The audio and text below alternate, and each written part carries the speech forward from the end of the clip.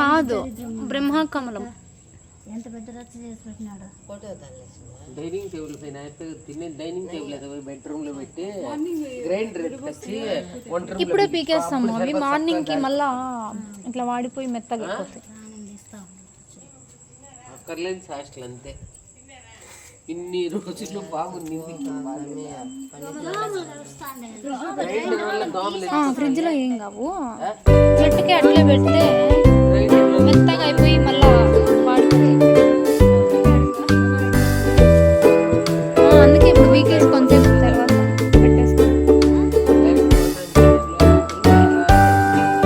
ఇంకొంచెం వస్తాయి అంతే.